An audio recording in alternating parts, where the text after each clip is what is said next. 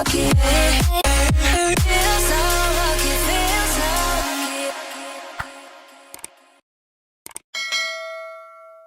Hi mga besh! Welcome back again dito sa aking YouTube channel. Ayan, kung bago pa lang kayo, my name is Jen Custodio. At kung di pa napag-subscribe dito mga besh ko, don't forget to subscribe. At syempre, click mo na notification bell para every time nag-upload ako ng mga new video, ma-notify kayong lahat. So ayun mga besh ko, kung napansin nyo itong damit ko ngayon, parehas po dun sa aking previous vlog or video kasi ayun, isang upuan lang naman tayo. Ayun, dalawang video yung ginawa ko ngayon, magkasunod lang, okay? For today's video mga beshi ko, share ko lang sa inyo itong ginagamit kong sunscreen ngayon, which is the Red Starla Sunscreen Foundation. So, kita nyo naman yung lagay ng face ko ngayon, okay naman siya, marami lang siyang redness, okay? So, ito guys, yung ginagamit kong Red Starla Sunscreen Foundation. Ayan mga besh ko, napakaganda na ito guys. Ayan, ito yung packaging niya. So, kita naman, talagang as in gamit na siya kasi halos mabura na yung mga naka-indicate diyan sa harapan. Okay? So, nakalagay dito guys, Red Starla Sunscreen Foundation, SPF 50, Skin Defense, Moisturizer, Pore Minimizer, and Primer. Okay? With titanium dioxide, niacinamide B3, and 30 ml siya guys, FDA approved. Ayan, sa mga hindi nakakaalam mga beshi ko, ang Red Starla ay new brand lang siya. Pero mga beshi ko, yan din yung ginagamit ko ngayon na Red Starla Rejuvenating Set. And masabi kong super mild at talaga namang mabilis makapag-dry ng pimple. So, dito tayo ngayon magfo-focus sa product na to guys. So, ayan, napakita ko lang sa inyo yung packaging niya. Naka-plastic bottle siyang ganito with pump yung kanyang, ayan, yung para lobas yung product, okay? Ayan, and then, ayan, super simple lang ng packaging niya. May takip to pero hindi ko na nakita yung takip niya mga beshi ko. So, papakita ko sa inyo yung laman. Okay.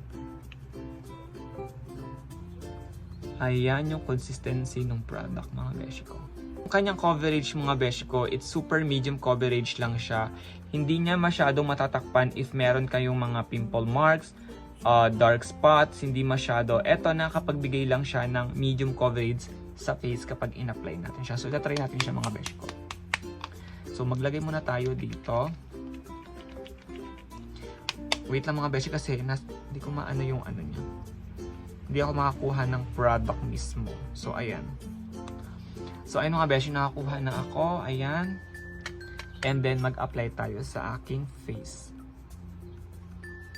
Yung amoy niya, in fairness, ang bango ng amoy nito mga beshi ko. Hindi siya nakaka-umay na amoy. Magiging bet nyo talaga siya. So, ayan guys, yung yung parang pinaka-shade niya. Ayan siya.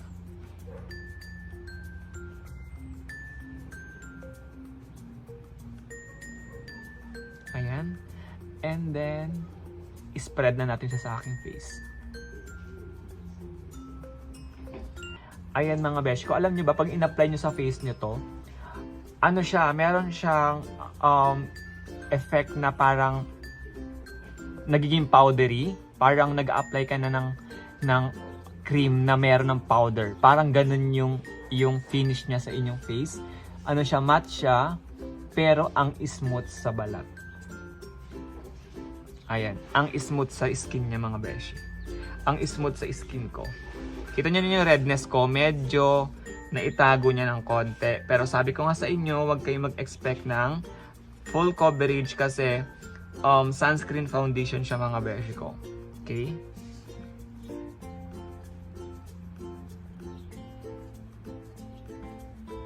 Grabe, ang lakas maka-fresh ng sunscreen na to mga beshi ko.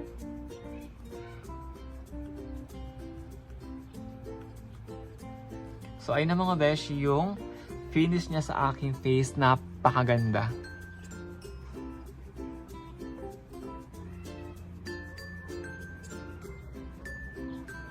O, diba? Ang ganda na sa skin.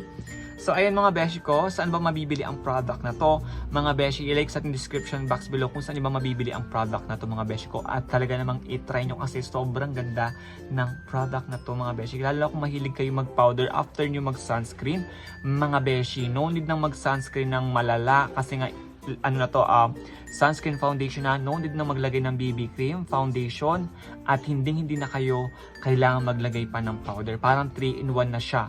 Meron ka ng sunscreen, may foundation, and of course, may powder. Kasi powdery matte finish siya sa face, mga beshi ko. So ayun lang mga beshi ko, ang quick review natin sa product na to. Sa mga gusto mag-order nito mga beshi ko, sabi ko nga nasa description box below na mag-order na kayo. At syempre kung may marami kayong pimples, meron tayong Rejuve set neto mga beshi ko. Napakamura lang din yan at sobrang effective talaga sa mga pimples talaga. Sa ayun lang mga beshi ko, super quick review lang tayo sa product na to.